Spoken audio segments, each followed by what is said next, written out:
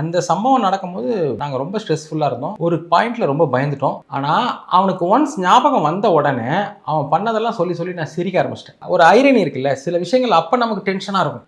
அப்புறம் அதை பின்னாடி நான் நினச்சி இப்படியாய் நம்ம இப்படிலாம் ஆயிடுச்சாடா சொல்லி நம்ம சிரிப்போம் தெரியுங்களா. ஆக்சுவலி எனக்கு அந்த சம்பவம் முடிஞ்சு அவனுக்கு ஞாபகம் வந்து அது பாசிட்டிவானவொடனே அந்த சம்பவத்தை யோசிச்சாலே எனக்கு சிரிப்பு தான் வரும். அவன் எப்படிலாம் பேசினான், அவன் எப்படி என்னெல்லாம் பண்ணான் அப்படின்னு. அதனால எனக்கு நரேட் பண்ணும்போதே எனக்கு அது ஹியூமராக தான் வந்துச்சு. ஒரு எக்ஸாம்பிள் சொல்லணும்னா, நான் என்னோட மொத ஒரு ஷார்ட் ஃபிலிம் ஸ்கிரிப்ட் எழுதியிருந்தேன். நான் சின்ன வயசில் வந்து முத்தம் கொடுத்தா குழந்தை பிறந்துரும்னு நினச்சிட்டு இருந்தேன். எனக்கு தெரிஞ்ச ஒரு அக்கா எனக்கு முத்தம் கொடுத்துட்டாங்க. நான் 3வது படிக்கும்போது நான் ரொம்ப நாள் பயந்துட்டு இருந்தேன். ஐயோ நான் அப்பாவாயிட போகிறேன். அப்போ அது ரொம்ப சீரியஸான ட்ரோமா. நான் பயம். ஐயோ நானே அது நான் அப்பான்னா என் அப்பா என்ன நினைப்பாரு இப்படிலாம் நான் ரொம்ப ஆனால் இன்னைக்கு அந்த கதையை நான் யோசிக்கும் போது எனக்கு பயங்கர ஹியூமராக இருக்கு. அந்த மாதிரியான ஒரு விஷயம் தான். மேபி அது அவனுக்கு ஞாபகமே வராமல் போய் இல்லைனா இந்த விஷயம் வெளியில தெரிஞ்சு அவனோட கல்யாணம் தள்ளி போய் ஏதாவது குழப்படி நடந்திருந்தா வேணா அது நமக்கு ஒரு இதாக இருந்திருக்கும். இதோட full video finally TV YouTube channel இருக்கு, பாருங்க.